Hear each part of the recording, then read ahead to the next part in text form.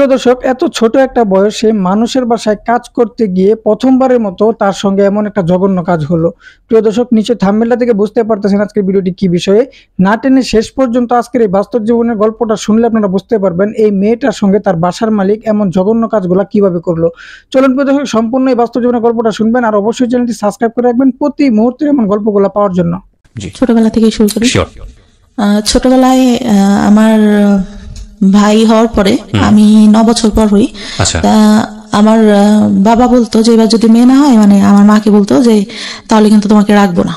প্রথমে আপনার ভাই হয়? হ্যাঁ। আচ্ছা। তারপর আল্লাহর রহমতে আমি হই। আমার বাবা অনেক খুশি থাকে। আমাকে ভাইয়া যখন হয়, আমার মায়ের বয়স হয়তো তখন 13 বছর। জি। আমার বাবা লজ্জায় আমার ভাইকে কখনো কোলে টোলে নিত না, আমাকে অনেক আদর করতো। আচ্ছা। অনেক আদর করতো। আমি ছোটবেলা থেকেই মানে গ্রামে বড় হই। তা সবাই যেরকম বলে যে সোনার চামচ মুখে দিয়ে জন্ম, ওর হচ্ছে এরকম। মানে আমার দাদার একটু সম্মান, আমার দাদা ছিল হচ্ছে প্রাইমারি স্কুলে চাকরি করতো। আর আমার দাদা মারা যাওয়ার পরে আমার বাবার সঙ্গে মানে সবকিছু ঘাড়ে সংসারের কাজ টাজ পড়ে। আর আমার বড় চাচা হচ্ছে পড়ালেখা করতো, ছোট চাচাকেও আমার বাবা পড়ালেখা করায়। আচ্ছা। পড়ালেখা করালে আমার চাচা একটা টাইমে হচ্ছে মানে একটু বড় হই, তখন একটু বুঝতে পারি, হয়তো 4-5 বছর বয়স, তখন থেকে মানে আমাকে কিভাবে যেন মানে ভালো করে মানে ব্যাড টাচ যেটাকে বলে ওরকম করতো। আমি বুঝতাম না, তখন তো বুঝি না আসলে এগুলা কি, ওটা বোঝার বয়স না আমার। মানে আপন চাচা? হ্যাঁ, আপন চাচা, ছোট চাচা। ওকে। আমি তখন ওটা বুঝি না। আমার ঘুম আসানোর সময় বা দেখা গেছে পড়তে বসানোর সময় করতো, আমি বুঝতাম না যে আসলে এগুলা কি, কেন করতেছে। ওকে।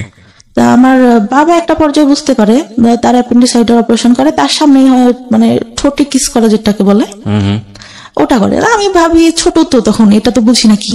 এখন বুঝি যে ওটা কেন করলো আর আমার বাবা কেন তখন কিছু বললো না, এটা মনে হতো। তাই একটা পর্যায়ে যখন এরকম মানে গায়ে হাত টাত দিত, তখন আমার বাবা একটা পর্যায়ে আমার কাছে জিজ্ঞাসা করে।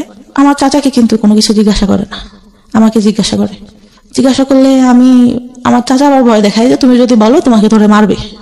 বলো মানে কি? মানে আপনার চাচা কি শিওর হয়ে গেছিল যে বিষয়টা আপনি জানেন বা বিষয়টা আপনি বোঝেন? যখন একটু বোঝা শিখলাম, হয়তো 7-8 বছর। আপনি কোনো কিছু জিজ্ঞেস করতেন না বিষয়টা নিয়ে, যে তুমি আমার সঙ্গে এরকম আচরণ কেন করছো? ভয় পাইতাম অনেক। চাচাকে ভয় পেতেন? হ্যাঁ, অনেক ভয়। কেন ভয় পেতেন? মানে উনি আমাকে ধরতে আসতেছে, মানে ওই জিনিসটা ফিল হতো যে কখন যেন হাত দিবে, কখন যেন কি করবে। মানে উনি আসলে পরে আমি ঘর থেকে একটা বেরোনোর অজুহাত খুঁজতাম। তো আপনি তখন 4-5 বছরের বয়স। 4-5 বছরের বাচ্চারা তো অনেক বেশি স্পন্টেনিয়াস হয়, মার সাথে ফ্রি হয় বা ভাইয়ের সাথে। আপনার ভাই তো বড়ই ছিল, পড়ালেখা করতো, ওরকম করে মানে অতটা ফ্রি ছিলাম না। তো বাবা বিষয়টা জানার পরে আপনাকে প্রশ্ন করে? হ্যাঁ, তখন হয়তো 7-8 বছর বয়স হবে, তখন 3-4 পড়ি হয়তো। আচ্ছা। তা আমি মানে বলি যে না, তারপরে আমি তো দেখছি। আমি বললাম, আমি তখন কথা বলি না কোনো। তাহলে আমি কি তোর চাচার কাছে জিজ্ঞাসা করবো? আমি বলি যে সেটা তুমি জানো। তা সে জিজ্ঞাসা করে কিনা জানি না, আমার চাচা জিজ্ঞাসা করে তুমি কি তোমার আব্বুরে কিছু বলছো? আমি তখন আমার বাবা আবার বলে যে আমি তোরা জিজ্ঞাসা করছি, তুই এটা তোর চাচারা বলবি না। আমি বলি না, বলি নাই কিছু। আর আচ্ছা ঠিক আছে। রাতে ঘুমাই থাকতাম, আমার দাদির সঙ্গে শুইতাম। সে রাতে উঠে এসে আমার গায়ে মানে টাচ করতো। আপনার দাদির সঙ্গে আপনি ঘুমাতেন, চাচা এখানে থাকবে কেন? অন্য রুমে থাকতো, রাতে যখন সবাই ঘুমাই যেত তখন উঠে আসতো। তো ভয়ঙ্কর বিষয়গুলো। এবং আপনি কিছু বলতেন না? কি বলবো, কি মানে তখন তো এটা বুঝি না ভাই, শুধু টাচ করতো। তো মানে তো ভয় লাগা উচিত। মানে আমি জানি না, প্রশ্নগুলো আমার আসছে বলে না। আমি অতটুকু বয়সে যতটুকু সূরা পড়তাম, যতটুকু যার কাছ থেকে শুনছি যে এই দোয়া পড়লে রাতে কোনো খারাপ কিছু হবে না বা কোনো কিছু কেউ করতে পারবে না, আমি ওইটা পড়ে ঘুমাতাম যে হয়তো আজকে কিছু হবে না, কিন্তু সেই জিনিসটাই হতো। ওকে, আপনি বলেন। হ্যাঁ, আমার অনেক কথাই বলার আছে। আমি বহুবার বলেছি এবং আমি আবারও বলছি যে রেডিও ইন্ডাস্ট্রিতে আমি যে সব বিষয়গুলো নিয়ে কাজ করেছি লাস্ট 7-10 ইয়ার্সে, তার মধ্যে এই যে চাইল্ড সেক্সুয়াল অ্যাবিউজ, এই অ্যাবিউজের উপরে যে যারা এরকম ঘটনার মুখোমুখি হয়েছেন তাদেরকে ফ্রন্ট লাইনে নিয়ে এসে তাদেরকে স্পিক আউট করা, বলানো তাদের মুখ দিয়ে, এই সাহসটা আমি দুর্দান্তভাবে দেখেছি। সেটার জন্য আমাকে নিয়ে অনেকে সমালোচনাও করেন, অনেক বাজে বাজে কথাও বলেন, অনলাইনে বলেছেন। সেগুলো দেখে আমি কান তুলিনি এই কারণে অনেকে মনে করেন যে এই ধরনের কথা রেডিওতে আসা উচিত না। অনেকে মনে করে যে এটা এক ধরনের বেহায়াপনা।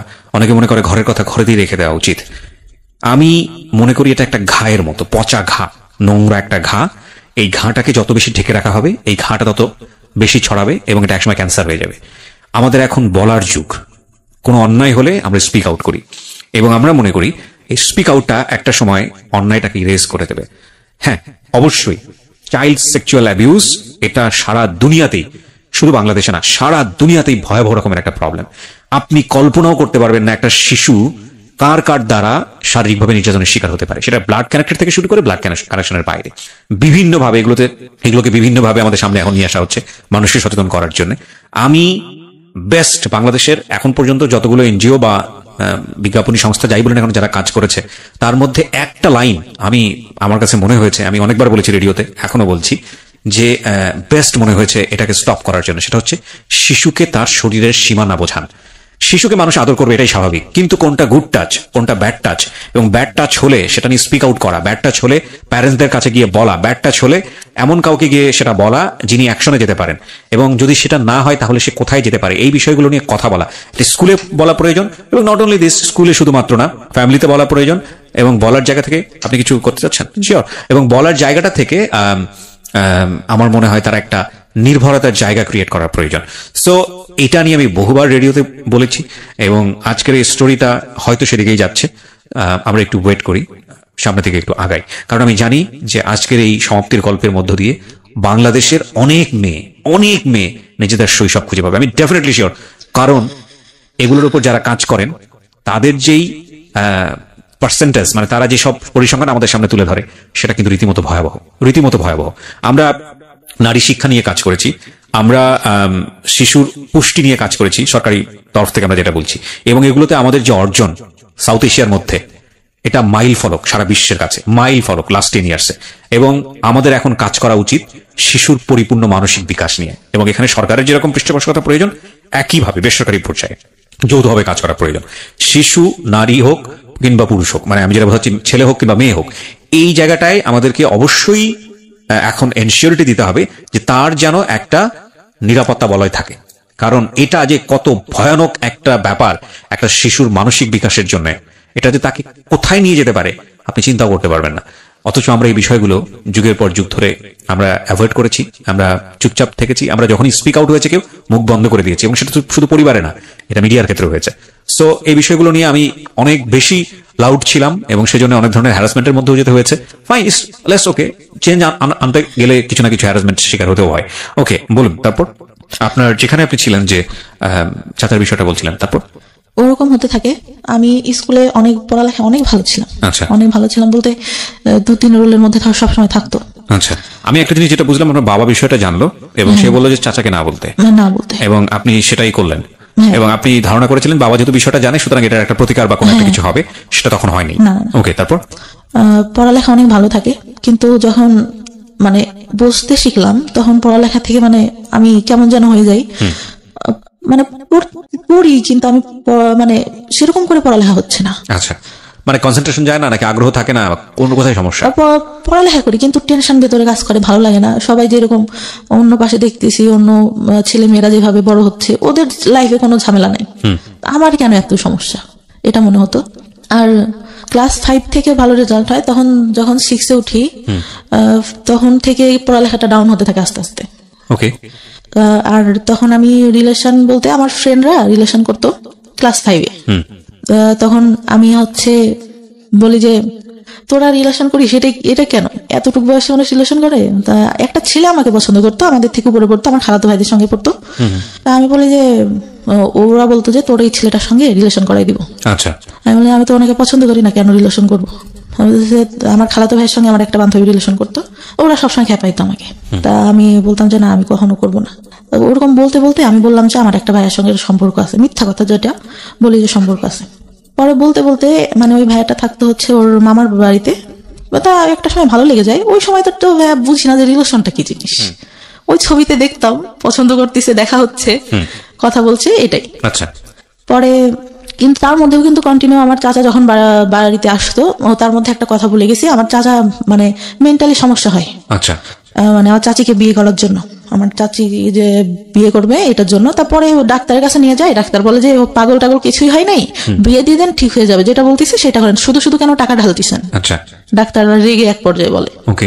পরে নিয়ে এসে আমার বড় চাচা তো বলে দিছে ওর পড়ালেখাও করাবো না, কিছু করাবো না, আমি ওকে দেখতে পারবো না, তুইও বাদ দে, তুই করে কোনো লাভ নেই ওর জন্য কিছু করে, আমার বাবাকে বলে। আমার বাবা তখন কান্না করার বলে যে আমার বাবা বেঁচে নাই, আমার বাবা যদি বেঁচে থাকতো তাহলে তো এরকম হইতো না, আমার যদি রক্ত বিক্রি করে কিছু করতে হয় আমি আমার ভাইয়ের জন্য করবো, এরকম করে বলে। আচ্ছা, তো বিয়ে দিয়ে দেয়, বিয়ে দিলে ভাই সে রাত থেকেই ঠিক, আচ্ছা, মানে সে একদম পুরা সুস্থ। ওকে। কিন্তু তার মধ্যেও কিন্তু যখন ওই সমস্যাটা হয় তখন কিন্তু আমাকে কখনো ওইরকম কিছু করে নাই, বা ওই সবাই লোকজন থাকতে আসতেছে, কিন্তু তারপর থেকে কিন্তু আবার শুরু হয়। আচ্ছা, আমরা যেখানটায় ছিলাম তারপর তো ক্লাস 6-এ ওঠার পরে ওরকম রিলেশন হওয়ার পরে মানে একটা পর্যায়ে কি হয়, আমার বাড়ি থেকে জেনে যায়, আমার বাবা আমাকে ধরে অনেক মারে, রাতে মাঠে নিয়ে যেয়ে বাস আছে না, বাস দিয়ে অনেক মারে, আমার গায়ে একদম রক্ত জমে যায়। ওকে। ওই সময়টা যদি বুঝাই বলতে ভাই তাহলে তো বুঝতাম, তখন তো বুঝি না। পরে তারপরে 6-এ ভালো একটা রেজাল্ট আসলো, আসার পরে 7 উঠলাম, ওরা পরে মানে অনেক রাগ হইতো আমার যে কেন এরকম কেন করবে আমার সঙ্গে। ওকে। আর ছোটবেলা থেকে ভাই এমন করে মানুষ করছে আমাকে, আমি কখনো কোনো কিছু না চেয়ে আমার বাবার কাছে পাইনি। আচ্ছা। যখন যেটা চাইছি। পরে কি হয়, যখন একটু মানে 8-এ উঠলাম, জেএসসিতে অনেক খারাপ রেজাল্ট হবে, জেএসসিতে রেজাল্ট খারাপ হলো, তারপর থেকে যে রিলেশন করতাম ওইটা থেকে আমার বাবার একটু রাগ। আর বাবার কথা কি বলবো, মানে বাবা তো বাবাই, জন্ম দিচ্ছে, জন্ম মা বাবাই হয়। তো তখন থেকে মার তো আমার একটা ছেলের সাথে সম্পর্ক হয়, আমার মামা থাকে একটা, তিনি ডাক্তার ছিলেন, তার বোন, মানে দূর সম্পর্কে। আমার মা আর বাবার বাসা কাছাকাছি, ওই খালাতো ভাইটার সাথে সম্পর্ক ছিল। আমি ভাই তখন মানে ওইটা বলতে গেলে বলা যায় যে ফার্স্ট লাভ ছিল, ক্লাস 9 থেকে। আচ্ছা। তো আমি অনেক মানে ওনার ইমোশনাল হয়ে যাই, ওই বয়সে যেটা হওয়ার কথা। আচ্ছা। পরে আমার বাসা থেকে জানতে পারে, আমার বাবা মেনে নেয় যে আচ্ছা ঠিক আছে, যদি তোমরা দুজন পছন্দ করো তাহলে ঠিক আছে, কিন্তু আমার মা মেনে নেয় না কখনো, মানে ছেলেটারা পছন্দ করতো না, পড়ালেখা ভালো ছিল না। চাচা বাইরে পড়ালেখা করতো, ছোট চাচা, যে আমার মানে খারাপ ভাবে দেখতো, সে মাঝে মধ্যে আসতো যখন, আমি অনেক ভয় পাইতাম। একটা টাইমে যখন ছোট, এগুলা বলতে ভুলে গেছি, আমার ভাইয়ার এসএসসি পরীক্ষার আগে আমরা মানে টাউনে যেয়ে বাসা নেয় আমার মা, আমার ছোট চাচা তখন বিয়ে হয়, তখন মানে ভাইয়া পড়ালেখাতে একটু ডাউন ছিল, মানে ওর মেধাটা তো ভালো ছিল না। আচ্ছা। তো এখানে নিয়ে যায় বা বলে যে এখানে তো কাজ টাজ করতে হয়, পড়তে পারে না, কি করে বেড়ায় না বেড়ায়, বাসায় গেলে এখান থেকে মানে ও টাউনে পড়ালেখা করতো, ওখান থেকে সুবিধা হবে, ওইখানে বাসা নেয়। আমি ভালো একটা স্কুলে পড়ালেখা করতাম, ছোট মানে নার্সারি থেকে শুরু করি, আচ্ছা, ওখান থেকে ক্লাস 5-4 পর্যন্ত ওইখানে পড়ি। তখন ওইখানে মেবি 2 বছর মতো থাকা ছিল টাউনে। তখন ফ্রেন্ডদের সাথে অনেক ভালো, এখান থেকেই যেতাম। আমার খালাতো ভাই একটু করে পড়তো, আমি নিচে পড়তাম। আর ওই ভাইয়ার পরীক্ষা দেয়, এসএসসিতে ফেল করে ইংলিশে। আচ্ছা। আমার বাবা নাকি, আমি তো তখন ছোট ছিলাম, মনে নেই, আমার মা যতদূর বলে, তো অনেক কান্না করে আর বলে যে আমার মেয়ে আমার কখনো মানে খারাপ কিছু করবে না, আমার মেয়ে আমার সম্মান রাখবে। আমার ভাইয়ের একটা কি ছিল, ও আব্বু যখন থাকতো না, ও বসে বসে টিভি দেখতো, যে আব্বুর আসা শব্দ শুনতো, তখন আব্বুর বাইক ছিল, শব্দ শুনলে আস্তে করে টিভিটা বন্ধ করে পড়তে বসে যেত। আচ্ছা। আমার পড়ালেখা মোটামুটি ভালো ছিল, সবসময় 2-3-এর মধ্যে থাকতো রোলটা। আচ্ছা। আমার স্কুলে অনেক মানে ছাড়া অনেক ভালোবাসতো। ছোটবেলায় আমাকে নাকি বলতো যে, তখন বিএনপি সরকার, বলতো যে খালেদা জিয়ার নাতনি আছে না, ওকে ওর মতো লাগে। একটা স্যার তো খুব আদর করতো আমাকে, ওইভাবে মানে খুব ভালোবাসতো সবাই। আমার বান্ধবীদের মধ্যে সবাই বলতো যে অনেক সুন্দর দেখতো। আচ্ছা। বান্ধবীরাও অনেক মানে সবসময় ফার্স্ট বেঞ্চে বসা, সবার সাথে মজা করা। বড় হই আস্তে আস্তে, কিন্তু ওই যে চাচা যে ওইটা করতো, ওটা তো আর কারোর সঙ্গে আমি বলতে পারি না, ওটা তো ভেতরেই থেকে যায়, খুব খারাপ লাগে। পরে যখন ওই ভাইয়া ফেল করার পরে বাসা ছেড়ে দিয়ে আবার বাড়িতে যখন আসলো, তখন আবার ওইটা বেড়ে গেল। আচ্ছা। বেড়ে গেল বলতে পরে যে বাবা একটা টাইমে দেখতে পারে, কিন্তু আমার বাবা কিন্তু একটা বার আমার চাচার কাছে জিজ্ঞাসা করে নাই যে তোর মেয়ের মতো তুই কেন এগুলা করিস। সে তো তাকে বলবে, আমি তো ছোট, আমি তখন ভাই বুঝি না, আমাকে এটা জিজ্ঞাসা করে আর আমাকে নিষেধ করলে বা আমি কি করতাম। আমি যে রুমে থাকতাম তার পাশের রুমে আমার চাচা থাকতো, আমার চাচি তার কাছে আসে শুয়ে, কিন্তু সে রাতে ঘুমাই গেলে উঠে ঠিক আমার এখানে আসবে। ভাইয়া অনেক কান্না করতাম, বিশ্বাস করবেন না, আর চুল টানতাম, হাতে কাটতাম, করতাম। খুব যখন খারাপ লাগতো, নিজের গায়ে নিজে খামচাতো, অনেক কষ্ট হইতো। আর তখন পড়ালেখা মানে অঙ্কটা আমি খুব খারাপ পারতাম, অঙ্কটা ভালো হতো না। আমার চাচা পড়াইতে বসানোর মধ্যে আমার মা তো ভাবতেছে তো মনে হয় পড়াচ্ছি, পড়তে বসায় ভাইয়া মানে সবসময় হাত গায়ে দিতেই থাকতো। আপনার চাচা? জি। পড়ার পরে চাচার পড়ালেখা শেষ হয়, তখন আমি ক্লাস 5-এ আমার চাচার পড়ালেখা শেষ হয়ে উনি একটা জব পাই টাউনে, আমরা যেখানে থাকতাম সেখানে সরকারি দিলে, ওটা বেতন বেশি ছিল না, চাচার সঙ্গে আমার আবার গার্লস স্কুলে ভর্তি করে দেয়। ওই সময় যে বললাম না একটা ছেলের সাথে সম্পর্ক, এটা জানার পর আমার গার্লস স্কুলে দিয়ে দেয়। জি। গার্লস স্কুলে দিয়ে দিলে ওই ছেলেটার সঙ্গে আমি আর পরে কথাটা তো বলি না, নিজের থেকেই বাদ দিয়ে দিই যে মারতেছে আমাকে ধরে, মার খাবো আর কি পড়ালেখা হচ্ছে না, বাদ দিয়ে দিলাম। পরে 6 ওইখানে আমার চাচাই সঙ্গে করে নিয়ে যেত। আচ্ছা। নিয়ে যেত স্কুল শেষে খালার বাসায় আসতাম, আমার খালার বাসা ওইখানে ছিল। আসলে দেখা যেত আমার চাচার অফিস বিকালে শেষ হইতো, যাইতে যাইতে দেখা গেছে বাড়ি যাইতে তখন ইটের রাস্তা ছিল, দেখা গেছে যে 20-25 মিনিট লেগে যেত আমার বাড়ি যাইতে। অন্ধকার হয়ে গেলে সে গাড়িতে বসে দেখা যাচ্ছে আমার গায়ে হাত দিচ্ছে। মানে এটা কন্টিনিউ একটা ভয়ঙ্কর রকমের একটা মানুষ আপনাকে, মানে আপনার কাছে এরকমই মুক্ত হওয়ার কথা যে মানুষটাকে আমি এত বেশি অপছন্দ করি, সেই মানুষটা আমার পাশে বসে কন্টিনিউয়াসলি এটা করছে, এবং আপনি সেটাকে মুখ বন্ধ করে মানে একজনের সাই ফিল হোক বা যেটা কারণেই হোক আপনি কাউকে স্পিক আউট করছেন না, কাউকে বলছেন না? কাউকে না। আচ্ছা। কাউকে না। ক্লাস 9 থেকে এটা অনেকের মানে কিছু কেউ জানে, তার আগ পর্যন্ত আমি কাউকে কিছু বলিনি, কাউকে না।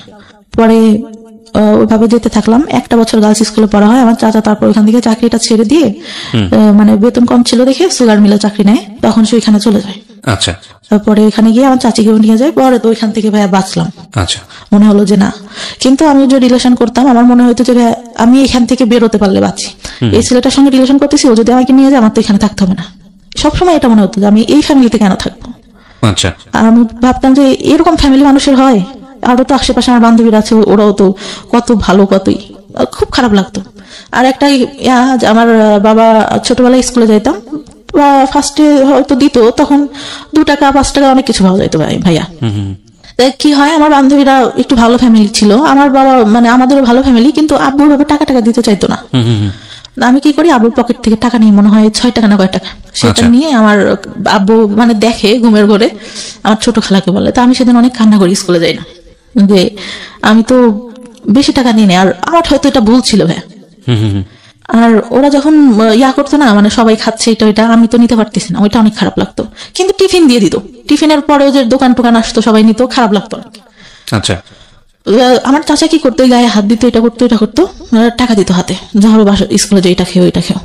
তা আমার মনে হতো যে কি রে, উনি এরকম করেন, আমার হাতে টাকা দেয় কেন, আমি কোনো কাছে টাকা চাই নাকি, এরকম মনে হইতো। আর আব্বুর উপর অনেক রাগ হইতো যে কি ব্যাপার, উনি কিছু কেন বলে না, উনি তো জানে। পরে 5-এ ভালো রেজাল্ট করলাম, একটা ভালো রেজাল্ট আসলো, বৃত্তি দিছিলাম, বৃত্তি পাইনি কিছু নাম্বারের জন্য। অনেক আশা নিয়ে গার্লস স্কুলে ভর্তি করলো, গার্লস স্কুলে পড়তে পারলাম না। চাচা ওই গেল, কে নিয়ে যাবে, আমার বাবার ভাই কে নিয়ে যাবে, অন্য মানুষের সাথে রিলেশন করে, তখন যদি কিছু করে ফেলে, এই চিন্তাটা। কিন্তু ভাই ওই সময় রিলেশন আমি কিছুই বুঝি না, ওই সিনেমা দেখতাম, শুক্রবারে সিনেমা হবে, সবাই আসতো আমাদের ওইখানে, আমাদের বাড়িতে একটা টিভি ছিল। আচ্ছা। ওই সবাই আসতো দেখতে, সবাই বসে দেখতাম। ওই আগেকার যুগে সামানা, তারপরে রাজ্জাক, এদের মানে মুভি দেখতাম, আর ভাবতাম যে এই ভালোবাসা মনে হয় দেখা হচ্ছে, কথা বলতেছে, একজন একজনকে পছন্দ করে, এটাই, এর বাইরে কিছু না। আচ্ছা। পরে গার্লস স্কুল থেকে ক্লাস 7-এ এসে ভর্তি হলাম গ্রামের স্কুলটাতে। ওইখানে ছেলেমেয়েরা সবাই একসঙ্গে, আমার বান্ধবীরা প্রেম করতো, এই করতো সেই করতো। আমি ভাই কোনোদিনও স্কুলে প্রেম করি নাই, কেন জানি না। আমার স্কুলের ছেলেদের একসাথে পড়তেছি, ভাইয়ের মতো, ফ্রেন্ডের মতো, ওদের সাথে প্রেম করবো না, আমার এটা কখনো মাথায় আসতো না, কেন প্রেম করবো। বাইরে পরে আমার ক্লাস 7 যায়, আমার চাচা মাঝে মধ্যে তখন বাড়িতে আসতো ছুটিতে। আবার দেখা গেছে ওই চিনি মিলে চাকরি পাওয়ার পর ওনাদের তো কোয়ার্টার দেয়, ওইখানে যাইতাম, অনেক সুন্দর ছিল ভাই কোয়ার্টার, যাইতাম, অনেক ভালো লাগতো দেখতে, অনেক গোলাপ ফুল, আমি ছোটবেলা থেকে ফুল অনেক পছন্দ করি, ফুল গাছ নিজে এনে এনে লাগাতাম, ওই 5-6 টাকা দিয়ে ফুল গাছ কিনতে পাওয়া যেত, ওইগুলো এনে লাগাতাম, অনেক পছন্দ করতাম। ওইখানে গেলে অনেক ভালো লাগতো আমার, অনেক ফুল, গোলাপ ফুল ধরে ধরে আসে, অনেক কালারের, এই ফুল ওই ফুল, অনেক ভালো লাগতো। কিন্তু ভাইয়ার কি হইতো, দেখা গেছে আমার চাচি গোসলে ঢুকছে বা আম্মু নাই, ওই সুযোগে আমার চাচা এসে হঠাৎ করে হাত দিবে। তখন তো একটু বড় হয়েছি, আমার ফার্স্ট পিরিয়ড হয় ভাইয়া 6 না হলে 7 থেকে, অত তাড়াতাড়ি পিরিয়ড, মানে আমি তখন ভাই প্যান্ট পরি, স্কুলে গেছি, স্কুল থেকে আসছি, আম্মু আমার প্যান্ট দেখে বলে এটা কি তোর, আমি বললাম এটা কি, আমাদের তখন হচ্ছে আমার মানে জমি আসছে আমার বাবার অনেক, তা আমি বলি যে কাকুটা মনে হয় মোবাইল দিয়ে হাত মুছছে, এটা। তখন বললেন যে না, এটা এরকম না। আমার চাচি, আমার মাও কিন্তু অতটা ফ্রি না, আমার মা আমাকে কিছুই বলে না, আমার ছোট চাচিকে বললে যে ওর এটা হয়েছে, তুই ওকে শিখাই। আমি মানে তখন মানে ন্যাকড়া ইউজ করে, ওটা আমি বুঝতাম না ভাই কিভাবে, আমার দেখাই দিছে, কিন্তু আমি ওইটা বুঝি না। আচ্ছা। তখন জানতে পারলাম যে প্যাড ইউজ করে, ওটা যদি আম্মুকে বলতাম, আম্মু যদি আব্বুকে বলতো, আব্বু বলতো দুনিয়ার লোক ন্যাকড়া ইউজ করে, তোমার মেয়ের প্যাড লাগে, এটা বাবা বলতো? হ্যাঁ। Very bad. Okay, pretty bad, মানে নাথিং টু সে। ওকে, বলেন তারপরে কি হয়েছে? পরে ভাই আমি মানে কাপড় টাপড় নষ্ট করে ফেলতাম, মানে you don't know how to manage it. না বুঝতে পারছি। বিষয়গুলো আসলে খুব সেন্সিটিভ, মানে আমাদের সমাজে এগুলো নিয়ে কথা বলাটাও অন্যায়, কিন্তু এগুলো একটা মানুষের জীবন আচরণের সঙ্গে জড়িত, এবং একটা মানুষকে যদি আমরা সুস্থভাবে বড় করতে চাই তাহলে তার যে বেসিক নিডগুলো, এই নিডগুলোকে আমাদের সাপোর্ট দেওয়া উচিত। একটা মেয়ে শুধুমাত্রই লেখাপড়া শিখে নারীর শিক্ষা, নারীর অধিকার, অমুক ঠুমুক এগুলো নিয়েই শুধুমাত্র একজন নারী না, নারী জন্মগতভাবে একজন পুরুষের চেয়ে আলাদা, সুতরাং তার আলাদা কিছু সাপোর্ট দরকার হয়, এবং সেটা ফ্যামিলি থেকেই শুরু হওয়াটা জরুরি। দেখুন, উনি যে বিষয়গুলো নিয়ে কথা বলছেন, এগুলো নিয়ে আমাদের সমাজে খুব একটা কথাবার্তা হয় না, এগুলোকে আমরা ট্যাবু মনে করি, এগুলো নিয়ে আমরা কথাবার্তা বলি, অথচ আমাদের ধর্মে এত সুন্দরভাবে বিষয়গুলো ব্যাখ্যা করা আছে, এত ইন ডিটেইলি ব্যাখ্যা করা আছে, অথচ এগুলো নিয়ে আমরা কথা বলার প্রয়োজন মনে করি না। এবং এগুলো নিয়ে কথা বলা উচিত এই কারণে যে এগুলো একটা মানুষের বেসিক নিড, স্বাস্থ্যের সঙ্গে জড়িত, একটা মানুষের প্রপারলি বড় হওয়ার সঙ্গে জড়িত, এবং এগুলো নিয়ে খুব সুন্দরভাবে বোঝানো উচিত। হ্যাঁ, উনি যখন বলছেন তখন উনি চোখ মুছছেন, কারণ আমি জানি যে এটার মধ্যে আসলে অনেক বড় একটা কষ্ট জড়িয়ে আছে, এগুলো প্রয়োজনীয় জিনিস। হ্যাঁ, ওকে, একটু আমরা সামনের দিকে আগাই। আপনি যখন এই বিষয়গুলো ফ্যামিলিতে বলতেন, বিষয়গুলো সামহাউ হাইড করা হতো, বা আপনার যে পরিমাণ এক্সপেক্ট করতেন, মানে আম্মু বলে দিছে, আপনাকে কখনো অপরাধী মনে হতো যে এই জিনিসটা যে হলো, আরে না জানি কত বড় অপরাধী আমার কাছে মনে হতো, কারণ আমার মা বলে দিছে কাউকে বলা যাবে না এগুলা। হ্যাঁ, এগুলা কাউকে বলা যাবে না, হয়েছে এতটুকু বয়স, সেটা হয় নাকি, আমি কি করবো, এটাকে আমি ইচ্ছা করে হয়েছি। দেখেন কত ইম্পর্টেন্ট একটা বিষয়, উনি এখানেই কিন্তু একটা ভয়ঙ্কর রকমের একটা মানসিক বাধাগ্রস্ত হলো, ও নিজেকে অপরাধী ভাবা শুরু করেছে, এবং এটা তো সম্পূর্ণই ন্যাচারাল একটা বিষয়। এবং সেখানে মা যদি ধরনের কথা বলেন, মাও হয়তো বুঝে বলেননি, কারণ মা হয়তো তার মার কাছ থেকে এটা শুনেছেন, বংশ পরম্পরায় এই ধরনের ভুল শিক্ষা আমরা ক্যারি করে বেড়াচ্ছি, এবং এই সময়টাতে এই যে কথাটা, এটা হয়তো উনি কোনো কিছু মনে করেই বলেননি, কিন্তু এটা যে শিশুর মানসিক বিকাশের ক্ষেত্রে অনেক বড় একটা বাধা হতে পারে, এটা কিন্তু আমাদের মাথায় রাখতে হবে, এবং এই ব্যবহারগুলো করা যাবে না শিশুর সঙ্গে। হ্যাঁ, বলুন তারপর আমার চাচিকে বলে, আমার চাচি কি করে, সারা এলাকা ধরে এর কাছে যে গল্প করে, ওর কাছে যে গল্প করে, সবার কাছে ছাড়া এই বিষয়গুলো নিয়ে। আচ্ছা, পরে কি হয়, মানে কেউ দেখলে আমার দেখতে হাসে, আমার তো ওটা অনেক খারাপ লাগে যে কেন হাসতেছে বা এটা কেন। পরে আমরা 3টা বান্ধবী ছিলাম, বান্ধবী বলতে একটা ছিল আমার থেকে বয়সে 2 বছরের বড় হবে, কিন্তু একসঙ্গে পড়তো, পড়ালেখাটা তো ভালো ছিল না, 3জন একসাথে বেড়াতাম। আমার পাশে আর একটা চাচা ছিল, সে আবার কি করতো, আমাদের 3জনকে দেখি ওরকম 3জনের সঙ্গে, আমার খারাপ লাগতো, কি ব্যাপার আমার সঙ্গেই কেন এরকম হচ্ছে, আমি কেন। আর আমি ছোটবেলা থেকে যেরকম দেখতেছেন অতটাই ছিলাম না, কিন্তু লম্বা হাইটে যারা 2-3 বছরের বড় তাদের থেকে লম্বা টম্বা ছিলাম, ছিলাম। তো ওরা মানে আমার দিকে সবার নজর, কেন জানি না। আর মানে সবাই বলে যে বড় হওয়ার পরে যতটুকু জানছি, আমার যদি বললাম শেষে লাস্ট যে বয়ফ্রেন্ডের সাথে সম্পর্ক ছিল, আমাদের গোষ্ঠী আর ওদের গোষ্ঠী আলাদা, একই এলাকাতে, ওরা বলা বলি করতো যে তোমাদের গোষ্ঠীর মানে লোকদের ইয়াটাই খারাপ, সবাই একই রকম।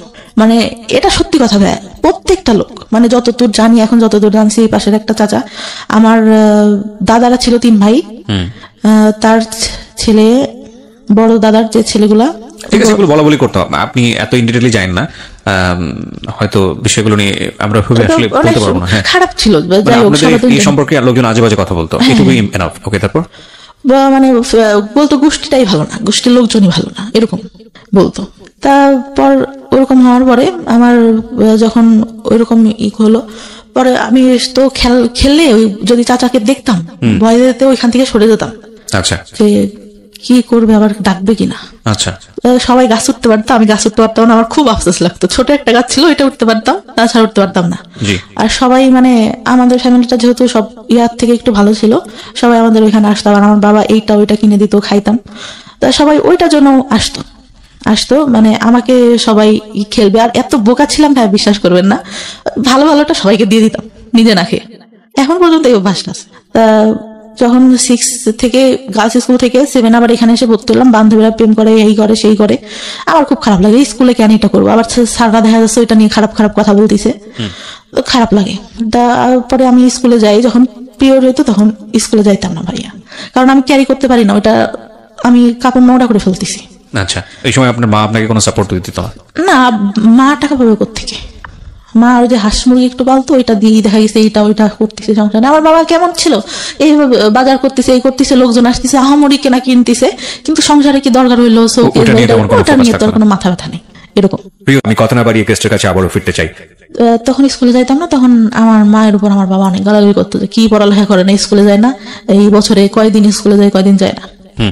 পরে তখনও ভালো রেজাল্ট আসতে হয়, কিন্তু যখন চাচা ওই যে চাকরি পাইলো আসতো, তখন ওই যে গায়ে হাত টাত দিত, তখন তো একটু বড়, যখন পিরিয়ড হয় তারপর থেকে তো বুঝি, অনেক কিছুই বুঝি, শুনি, বান্ধবীরাও বলে, আবার বড় যে আপুগুলা ছিল ওরাও বলে, তখন বুঝি। তখন আসলে ওইটা মাথার মধ্যে কাজ করে যে এটা কি করতেছে আমার সঙ্গে, কেন। তখনও কিছু বলতে পারি না। 8 থেকে রেজাল্ট খারাপ হলো, চাচারা তো যে মাঝে মধ্যে আসতো। 9-এ যখন উঠি তখন আমার ওই যে খালাতো ভাই আছে একটা, মানে চাচতো মামার বোনের ছেলে, ওর সঙ্গে আমার রিলেশন হয়। রিলেশন হলে একটা পর্যায়ে মানে চলতে থাকে, আমি অনেক সিরিয়াস হয়ে যাই। তা আমি বলতাম ভাই আপনি কি সিরিয়াস, আপনি করে বলতাম তখনও। তা বলতো সিরিয়াস ছিলাম না, এখন হই। তা আমার মানে অনেকের কাছে আমি নাম্বার দিই, আমার বড় আপুরা যারা ছিল বলতাম যে পরিচয় না দিয়ে কথা বলবা, দেখবা যে আসলে আমাকে ভালোবাসে না, তোমাদের সাথে কথা বলতে চাই। ভাই কি করতো, ওরা যেই ফোন দিত ও কথা বলে দেখা করার জন্য পাগল হয়ে যেত। আচ্ছা, যে আমি তোমার একবার দেখবো, তুমি এখানে দেখা করো। পরে বয়ফ্রেন্ডের যখন দেখলাম যে উনি আমার প্রতি সিরিয়াস না, অনেক মেয়ের সঙ্গে কথা বলে, এর সাথে সম্পর্ক করতেছে, ওর সাথে যে ফোন দেয় তার সঙ্গেই, একটা পর্যায়ে আমি কি করলাম, নিজে থেকে বাদ দিয়ে দিলাম। হ্যাঁ, বাদ দেওয়ার পরে কিন্তু এতটা মানে করি, আমি ঘুমের ওষুধ খাইতাম, আমার ঘুম আসতো না, ঘুমের ওষুধ খাইতাম, আর খুব খারাপ লাগতো। তার মধ্যে আবার যে মাঝে মাঝে চাচা আসতো, তা কি হয়, একটাবার আমার মা বলে যে তুই ওর সাথে সম্পর্ক করিস, আমি তো বলছি যে তুই ওর সাথে কথা বলার দরকার নেই। আমার দাদির ফোন ছিল, দাদির ফোন দিয়ে কথা বলতাম।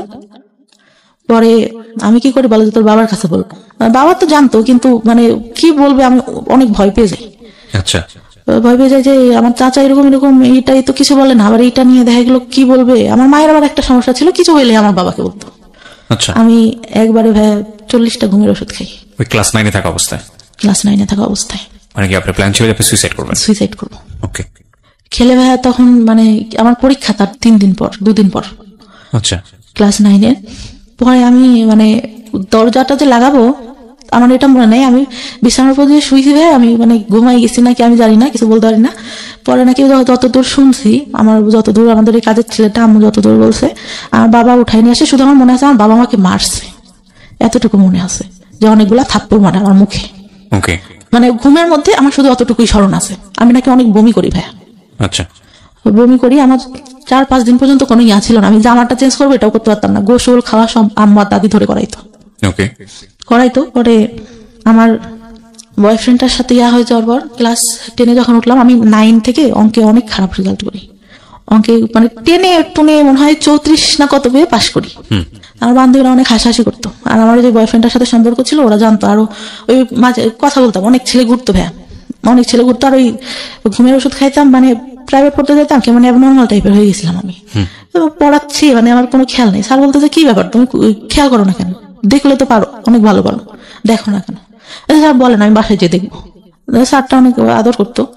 তা ওইভাবেই পড়ে অঙ্ক ভালো পারতাম না, হাসাহাসি করতো। আর ওই যে ছেলেগুলা প্রপোজ করতো ভাইয়া, ওরা কি মানে এরকম ছিল, কিছু না করলেও ভাই কেন ছেলে মানুষ এরকম আমি জানি না, বলতো যে সব করছি, ওই মেয়েরা তো আমি সব করছি।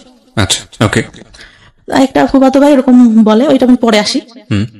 তা ওইখান থেকে ক্লাস 9-এ ওরা হাসাহাসি করতো। তা আমার এত খারাপ লাগে যে কি আমি অঙ্ক ভালো পারি না। আমি স্যার, আমি হিন্দু ছিল স্যারটা, আমি আমার জীবনে আমি এত ভালো মানুষ দেখিনি। আমার ধর্মের না, যেহেতু আমি ইসলাম ধর্মের, আমার স্যার ছিল হিন্দু ধর্মের। একটু উনি প্রাইমারি স্কুলে চাকরি করতো। স্যারের কাছে বললাম স্যার আমি তো অঙ্ক ভালো পারি না, আমাকে একটু যদি ভালো করে পড়াই দেন। তা বলে যে আচ্ছা ঠিক আছে, তুমি পাশে এসে বসবা, পাটিতে বসাইতো, পাশে এসে বসবা, আমি তোমাকে ওরা যা করে তার থেকে আমি উৎপাদক ভালো পারতাম না। আমি বললাম স্যার উৎপাদকটা আমার একদম বাদ দিয়ে দেন, আমি এটা বুঝি না, একটা করলে আর একটা করতে হবে। দেখা গেছে আমার একটা কমন পড়ছে আর একটা কমন পড়তেছে না, তখন কি করবো। পরে স্যার এরকম করে আমাকে অঙ্ক করায়, আমি এসএসসি তে অঙ্কে আমার প্লাস আসে, আর কোনো কিছুতেই প্লাস আসে না। আচ্ছা, তার মধ্যে যে চাচা এসে অঙ্ক করতে দিত, অঙ্ক ভালো পারতাম না, পড়তে বসাইছে, যে কয়দিন আসতো উনি আমাকে পড়তে বসাবেই, আর ওই যে ইন্টেনশনালি গায়ে হাত দিয়ে যাচ্ছে। এই অঙ্কের টিচার? না, আমার চাচা। ওকে। ওই যে আসতো মাঝে মধ্যে বাড়িতে, অঙ্ক না পারলেই দেখা গেছে রাগারাগি করতেছে, আমি অনেক কাঁদতাম, আমি কিছু বলতাম না, অনেক কাঁদতাম। আম্মু বলতো তুই পড়িস না কেন, এই জন্য তো তোকে রাগ করে। আম্মু তো তখন কিছু জানে না। আমার তার মধ্যে আমার ছোট চাচার একটা বাচ্চা হয়, আমার ভাইটাকে আমি অনেক আদর করতাম, অনেক ভালো লাগতো। কি হতো, আমার ভাইটাকে করলে দিতে যে উনি আমার গায়ে হাত দিত। Very bad. মনে হতো আমি মারা যাবো, আমি এই সংসারে কেন, এর থেকে যদি একটা গরিব ঘরেও জন্ম হইতো তাহলে মনে হয় এর থেকে মানুষ ভালো থাকে। কোন ক্লাসের ঘটনা এটা?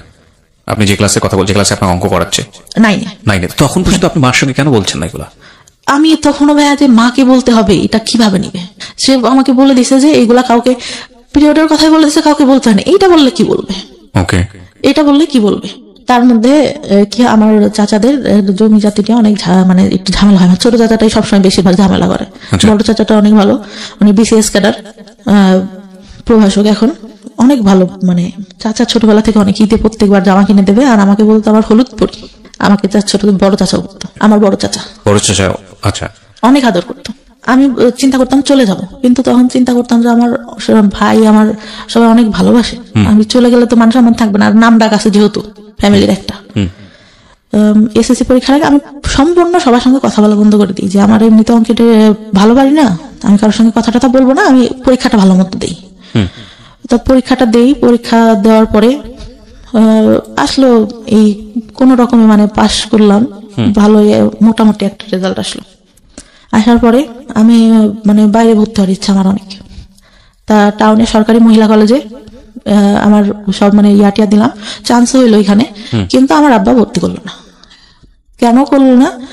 যে ওই ছেলের সঙ্গে সম্পর্ক আছে, যদি ওইখানে যে দেখা টেকা করে, এই জন্য। হয়তো তার জায়গা থেকে এটা ঠিক ছিল, কারণ আমি করবো না এর গ্যারান্টি কি আমার? আমি নিজে থেকেই বলতেছি। পরে ভর্তি করলো না, ওইখানে একটা ইসরো কলেজে ভর্তি করলো। এমনিতে মানে আমাদের ওইখান থেকে একটু টাউনে যে কলেজটা ছিল, যেতে 30 মিনিট মতো লাগতো। তো ওইখানে আমার বাবার ওই যে ফ্রেন্ডের ছেলেটা আবার ওইখানে কলেজে কিভাবে যেন খোঁজ পায় আমাকে, মানে ওই ছেলেটার আবার কি হয় বলতে ভুলে গেছি। আমার এসএসসি পরীক্ষার পর আমার ফুপুর বাসায় আমি বেড়াইতে যাই। আচ্ছা, গেলে তা ওরা তো আমাদের বাসা থেকে আগের থেকে আসে, দেখা গেছে একটা অকেশন হলে, একটু অনুষ্ঠান হলে আসে, আঙ্কেল আসে, আঙ্কেলের ছেলে আসে। তা আসলে পরে ওরা বলে যে জানো আমাদের সঙ্গে পরে ওই আপুটার সঙ্গে এই ভাইয়াটার সম্পর্ক আছে। আমি কি বলিস? ও তো আমার দিকে একটু এরকম তাকায়, আমি তো বুঝি। আমার ফুফাতো ভাই বলে যে না সত্যি কথা, অনেক ভালো সম্পর্ক, আর ওরা অনেক ভালোবাসে আপুটাকে, আপু অনেক ভালোবাসে। আমি বলছি আচ্ছা, আজকের দিনের মধ্যে যদি আমি ওর সাথে সম্পর্ক করে দেখাইতে পারি, একটা বাজাবাজি ধরনেরই। তারপরে কি করি, আমার ফুফাতো ভাই ফোন দেয়, আমি ওর সঙ্গে কথা বলি। কথা বললে ঠিক সন্ধ্যার সময় ফোন দিছে, আচ্ছা আমি তোমাকে একটা কথা বলতে চাই সমাপ্তি, তুমি কি আমার কথা যদি হ্যাঁ হয় হ্যাঁ বলবা, নাহলে পরে না বলবা। আমি বলছি জি বলেন। বলতেছে তুমি কি আমাকে লাইক করো? আমি বলছি যে দেখি, চিন্তা করে দেখি। তারা রেগে কেটে দেয়। আমি আবার ফোন দিয়ে ওদেরকে ডেকে শোনালাম যে দেখ কি বলে, যে ওই ছেলে মেয়ের সাথে নাকি সম্পর্ক, তাই লেগে। পরে বলতেছে যে আমি বলতেছি হ্যাঁ পছন্দ করি। আপনি? আচ্ছা I think I love you. ও বলে আমাকে আচ্ছা ঠিক আছে আই লাভ ইউ টু। কিন্তু আমি তো মানে ওরকম করে না। তো ওরা যে আবার কি করে, ওই মেয়েটাকে ভাই বলে দেয় যে আপনি যার সাথে সম্পর্ক করেন ওই ছেলেটা তো এই হয়েছে। আমি কিন্তু ওকে আমি বলছি তুই কিন্তু বলবি না, একটা মেয়ে কষ্ট পাবে। আমার যতটুকু মানে মাথার মধ্যে আছে, ও কষ্ট পাবে শুনলে। যাই হোক, ছেলেটা ভালো না, আমি যতটুকু জানতাম। পরে কলেজে ওঠার পরে, কলেজে যখন ভর্তি হলাম, ওই ছেলেটা কোত্থেকে খোঁজ পাই জানি না, ও প্রত্যেকদিন এসে কি করতো, একটা রুমে 2টা দরজা ছিল, ছেলে দাঁড়া করা রাখতো 4টা। নেশা করতো ভাই প্রচুর পরিমাণে। একটা পর্যায়ে বাবা মানে টাকা পয়সা দেওয়া বন্ধ করে দেয়। ও পুরা মানে আমার সাথে দেখা করার যে আব্বু টাকা দিত, আমার কাছে থাকতো, এতটুকু ধারণা তো আছে। ও ব্যাগের থেকে টাকা নিয়ে নিত, হাত দিয়ে জোর করে নিয়ে এরকম করতো। একদিন যখন তখন যেখানে সেখানে ডাকতো। আমি আবার ভাই অনেক ভয় পাইতাম, যে বাবার একটা সম্মান আছে, বাবার টাউনে দোকান ছিল একটা, ব্যবসা করতে যেহেতু উনি।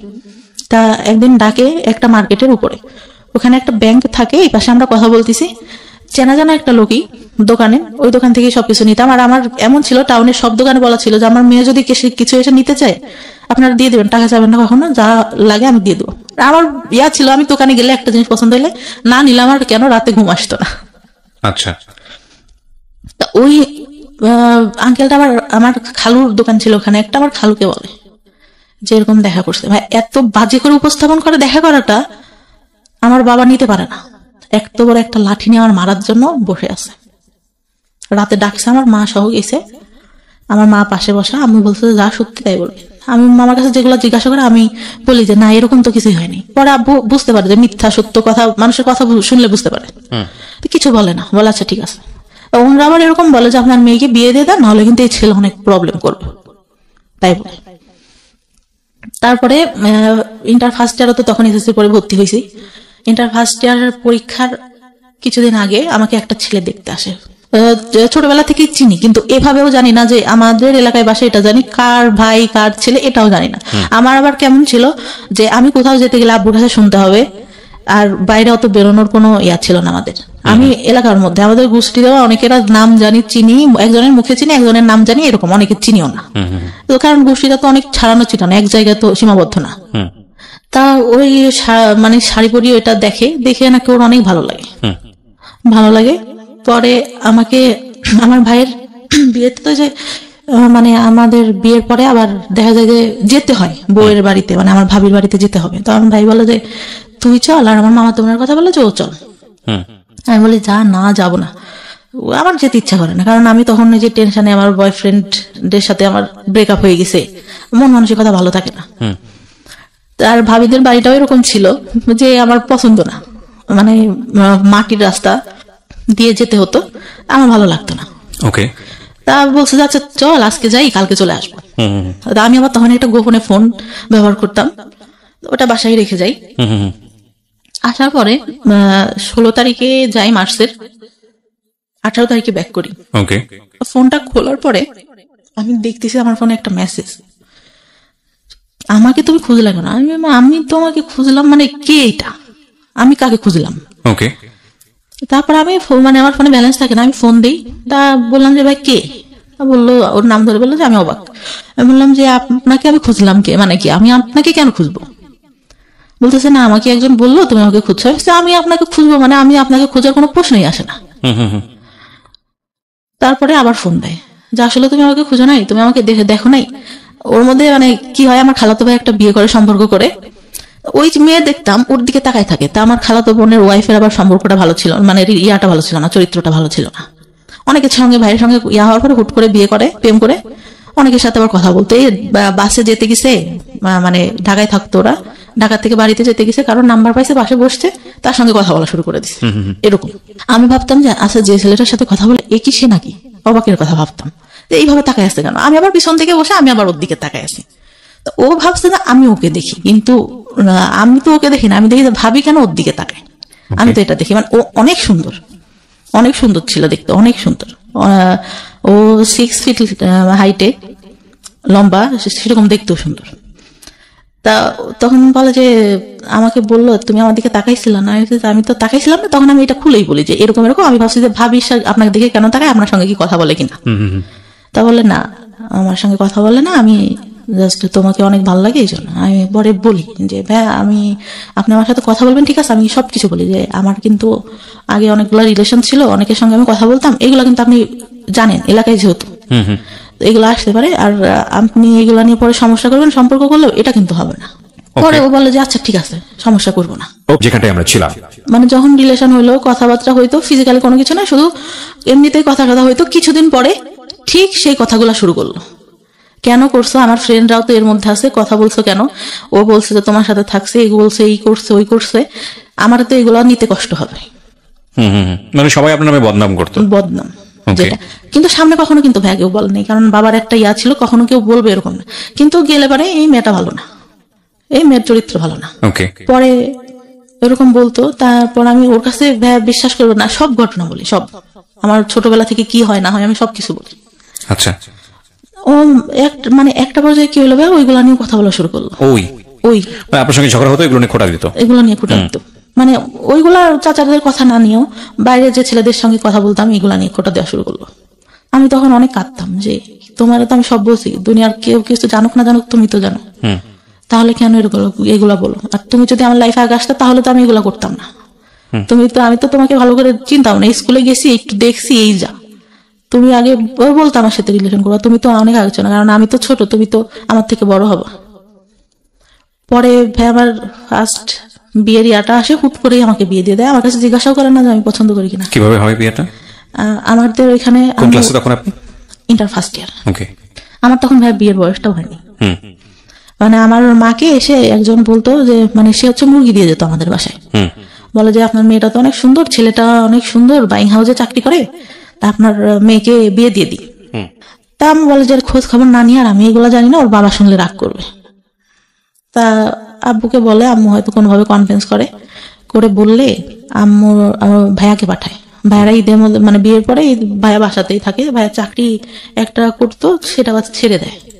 পরে ভাইয়া যায়, যে কি করে ওকে বলে যে আশেপাশ থেকে খোঁজ নিতে, ও কি করে ওই বাসায় ঢুকে যায়। পরে ছেলের ছোট ভাইয়ের কাছ থেকে সবকিছু দেখে, তাদের বাড়ি টাড়ি দেখে অনেক মানে টাইস করা করা, ফুল ওয়াল উপরে টিন শিট, তার মধ্যে টাইস করা ইয়াটিয়া অনেক ভালো, ভাইয়া পছন্দ করে। ছেলে আসে দেখতে, তার একদিন না দুদিন পরে, ভাই আমি তো ছেলে মানুষকে তাকায় দেখবো লজ্জার একটা ব্যাপার, আমাকে শাড়ি টাড়ি পরানো হয়, তা আমি তাকাই না কখনো। উনি আমার কাছে জিজ্ঞাসা করে ঠিকানা এইগুলা নর্মালি যেগুলা জিজ্ঞাসা করে, বা চুল দেখাবে এইসব কিন্তু কিছু বলে না। এমনি নাম টাম জিজ্ঞাসা করলো, করলো, অনেক পছন্দ হয়েছে। পছন্দ হলে মানে আমার মায়েরও অনেক পছন্দ, বাবারও অনেক পছন্দ ছেলেকে দেখে। কিন্তু ছেলেটা ভাই আমার থেকে মনে হয় 17-18 বছরের বড় হবে। 17-18 বছরের বড় হবে। তখন তারা কি করলো যে বিয়ে করবে। আব্বু বলে যে আচ্ছা বিয়ে না, আমার এক টাইমে আমি অনেক বড় করে অনুষ্ঠান করব, আমরা এমনিতে শুধু কাবিন রেজিস্ট্রেশন করে রাখি, রেজিস্ট্রি করা হয়, কবুল টবুল বলা হয় না। ওই ছেলে তখন রাতে ওইখান থেকে চলে যায়। আমি অনেক কান্না করি, ভাই আমি তখন বলতে পারি না যে এই ছেলের সাথে আমার সম্পর্ক আছে, আমি একে ছাড়া থাকতে পারবো না। পরে তার মধ্যেও আমার যে চাচা আসে, ছোট চাচা আসে, ঈদে আসে, এই আসে সেই আসে, কন্টিনিউ এটা চলতে থাকে। আচ্ছা, পরে বিয়ে দেওয়ার পরে হুট করে দিয়ে দিল। আমার সবাইরে ফোন দিয়ে বললাম, আমার বড় চাচা বলে যে কি ব্যাপার, তুই বিয়ে দিলি আমাদের কাছে তো জিজ্ঞাসা করবি। পরে যাওয়ার পরে আব্বা একটা ফোন দিল, ওই কন্টিনিউ কথা হইতো ছেলেটার সঙ্গে। কথা বলার আগে অন্য যখন চলে যায় তার পরের দিন আমার ফুকুর আসে, সবাই আসে, আমাকে আমি বললাম যে ভাই ছবিটা দেখি ছেলেটার। আমার যখন দেখা এলো আমি শুধু ভাইকে বললাম তোরা কি করলি? মানে এটা বিয়ে হওয়ার পরে গিয়ে আপনি ছবি দেখলেন ছেলেটার? আমি তখন তাকাই দেখিনি ভাইয়া, মানে আমি লজ্জাতে কি তাকাই দেখবো, আমাকে জিজ্ঞাসা করছে, আমি মাথা নিচু করে যতটুকু বলার বলছি। ছেলেটা হাইট টাইট লম্বা টম্বা সুন্দর ছিল, কিন্তু অত বয়সের তো একটা ছাপ মুখের উপর পড়ে। বিয়ে হয়ে যায় ওইভাবে। আমি সেদিন আমার যার সাথে সম্পর্ক ছিল ওকে ফোন দিয়ে আমি অনেক কান্না করি। ঈদের পরে ও বাড়িতেই ছিল, ঢাকায় পড়ালেখা করতো। ও শুধু বলে যে যা হবার হয়ে গেছে, এখন আমি কি করবো। আমি তো মানে আমার ভাইয়ের সাথে ওর আবার অনেক ভালো সম্পর্ক ছিল। আমি তো ভাইকে ফোন দিয়েছিলাম যে ভাই কি করেন। এখন ভাইয়া তো আর আমাদের সম্পর্কের কথা জানে না, হয়তো অনেকের কাছ থেকে শুনতে পারে, তাছাড়া তো আর কিছু জানে না। বললো যে ওকে দেখতে আসছে, হয়তো বিয়ে হয়ে যাবে, আমি বাড়িতে। তা বলতেছে ও নাকি জিজ্ঞাসা করে আমাকে, যতদূর বলে যে খোঁজ খবর নিছেন কি করে ছেলে। হ্যাঁ ভালোই। বলতেছে এরকম হুট করে কি বিয়ে দেওয়া ঠিক, ওনাকে এই কথাটা বলে আমাকে বলে যতদূর। এখন ও বলছে কি না দেওয়া আমি সঠিক জানি না। অনেক কানাকাটি করলে রাতে যে কাবিন রেজিস্ট্রি হওয়ার পরে ওরা তো চলে গেল। পরে আমার সাথে কথা হইতো কিন্তু আমি নিতে পারতাম না। পরে মানে যখন কথা হইতো, উনি একটা পর্যায়ে বলে যে আচ্ছা আমাদের তো শুধু কাবিন রেজিস্ট্রি হয়েছে, তুমি ফোনে কবুল বলো, আমিও বলি, মানে আমাদের তো তাহলে বিয়ে হয়ে গেল। কে বলছে তা? মানে আমার যার সঙ্গে কাবিন রেজিস্ট্রি হয়। আচ্ছা আচ্ছা, ওকে। আমি বলতেছি কেন বলবো, যখন কাবিন মানে কবুল বলতে হবে তখন তো বলবোই, তখন তো সবাই থাকবে। ফোনে বলে শুধু কি দরকার, কাবিন রেজিস্ট্রি তো হয়েছি। বলতেছে বলো তাহলে তো আমরা স্বামী স্ত্রী হয়ে গেলাম। তা উনি বলে 3বার বলে, আমি বলি না, মানে আমার মনের মধ্যে যেন কেমন একটা লাগে যে কি ফোনে কেন বলবো। আর যদি বিয়ে না হয়, আমার কেন জানি না মনের মধ্যে বললো যে যদি না হয়, আপনার তো রেজিস্ট্রি হয়ে গেছে, কিন্তু ওই যে ইসলামিক ধর্মে যেভাবে হয় সেটা তো হয়নি। আচ্ছা, আমরা তো ধর্মে বুঝি যে মানে কাবিন রেজিস্ট্রি হলে তো বিয়ে হচ্ছে না, আমাদের কবুল বলতে হবে 3বার, আমাদের হাদিসে যতটুকু বলা আছে। আচ্ছা, ওটা তো হয়নি। যদি না হয়, মানে আমার ওই চিন্তাটা মাথার মধ্যে। আমি তখন স্টিল আমার বয়ফ্রেন্ডের লাভ করি। পরে আমার বয়ফ্রেন্ডটা মাঝে মধ্যে ঢাকা থেকে আসতো, তারপরে একটা পর্যায়ে মানে এতটাই হয়ে যায়, ফিজিক্যাল রিলেশন হয় আমাদের মধ্যে। মানে বয়ফ্রেন্ডের সঙ্গে? হ্যাঁ, বয়ফ্রেন্ডের সঙ্গে। ওকে, বয়ফ্রেন্ডের সঙ্গে ফিজিক্যাল রিলেশন হয়। পরে মানে ও কন্টিনিউ আমার বাসায় আসতে থাকে, রাতে আসতে থাকে, এরকম হয়। পরে মানে ফিজিক্যাল রিলেশন হলে আমি মানে ফার্স্ট, তার আগে তো বলছি যে একটা বয়ফ্রেন্ডের সঙ্গে হয়, তো ওই টাইমটাতে ও বলতো যে ওই বয়ফ্রেন্ডটার কথাও জানতো যে তুমি এগুলা করছো। আবার যে বললাম যারা পিছনে ঘুরতো ওরা ওই বাজে কথা বলতো, না করলেও বলতো। তো ওইখান থেকে মানে আমার খুব খারাপ লাগতো যে কি রে, ওর সাথে আমার সব হয়ে গেল, ওরা আমি সব বলছি, তারপরে ও কেন আমাকে এগুলা বলে। পরে আমি একটা পর্যায়ে এরকম কথা বলতাম, আব্বু বলতো যে তোর বিয়ে হয়ে গেছে, ছেলে চাকরি করে, এত কথা তুই কেমনে বলিস। আব্বু তার জানতো না যে আমি অন্য কারোর সাথে কথা বলি, কিন্তু আব্বু হয়তো আজ করতে পারে একটু, আচ্ছা, যে আমি অন্য কারোর সাথে কথা বলতেছি। পরে আমি তো কিছু বলি না। পরে আমার ফোনে একদিন ফোন আসে, খাচ্ছিলাম, আব্বুরা বসেছিল, হঠাৎ করে আননোন নাম্বার থেকে ফোন দেখে আব্বু যে বুঝতে পারে যে এইটা তো আমার মানে যার সাথে রেজিস্ট্রি হয় তার নাম্বার না। পরে কিভাবে যেন বুঝতে পারে জানি না। পরে ওই টাইমটাতে আবার কি হয়, একটা ছেলে আমাকে অনেক পছন্দ করতো, আব্বুকে মামা মামা করতো। আচ্ছা, পছন্দ করতে বলতে মানে আমার আব্বুকে ভাঙাই খাই মানুষ বলতে যেরকম ওরকম খাচ্ছে এখন পর্যন্ত, মানে এটা বলতেছে এটা বলতেছে। আমার বাবা আবার তাকে এতটাই ভালোবাসে, এতটাই বিশ্বাস করে, আমার মনে হয় আমাদের থেকে তাকে বেশি ভালোবাসে। আমি বললাম যে ভাই আপনি তো আব্বুকে বলতে পারেন। আমার যখন ইন্টার ফার্স্ট ইয়ার ভর্তি করতে নিয়ে যায় তখন উনি আমাকে বলে বাইকে, বিয়ের পরের ঘটনা এগুলো আপনার? না, বিয়ের আগে। আচ্ছা, বলতে ভুলে গেছি। আচ্ছা, পরে উনি বলে, আমি বলি যে আপনার মামাকে বললেই তো পারেন, আপনার মামা তো আপনাকে অনেক ভালোবাসে, আমাদের তাহলে বিয়ে দিয়ে দেবে। আমার বলার কেস বলছে আমি বলবো কিভাবে, তুই বল। আমি কি এতই বেহায়া যে আমি আমার বাবাকে যে বলবো যে আপনার সাথে বিয়ে দিক? আর আপনি মানে আমি এরকম করেই বলি যে আমি হয়ে দেখতেছি আপনাকে এরকম। আপনার গার্লফ্রেন্ড ছিল আমার ছোট চাচির সঙ্গে পড়তো, ওনার গার্লফ্রেন্ডটা, আপনার গার্লফ্রেন্ড আমার ছোট চাচির সাথে পড়ে। আমি যখন ছোট তখন থেকে দেখতেছি, আমি হয়ে আমার বুদ্ধি হওয়ার পর থেকে আপনি এরকম, আপনাকে কেন বিয়ে করবো? তো কথায় কথা বলে তুই তো তাহলে প্রেম করিস। প্রেম করি না করে এটা কোনো কথা না, আমার মা বাবা যার সাথে দেবে তার সাথে আমি থাকবো। পরে ভাই কি করে, বিয়েটা হওয়ার পরে উনি কি করলো, ওই ভাইয়াটাই মানে কার কাছ থেকে খোঁজ খবর নিতে জানি না, তাদের জমি জায়গা নাই, হ্যান নাই, তেন নেই, এসব বলে বিয়েটা 5 মাসের মাথায় ভেঙে দেয়। মানে আপনার যে রেজিস্ট্রি হয়েছিল সে বিয়েটা ভেঙে দেয়। আচ্ছা, তা আব্বু ওই বয়ফ্রেন্ডটার কথা জানতে পারে এক পর্যায়ে। আমি বলি আব্বুর কাছে বিয়েটা ভাঙার আগে, তা বলে যে তাহলে বিয়েটা ভেঙে দিয়ে ওর সাথে তোর বিয়ে দিব, এরকম করে বলে।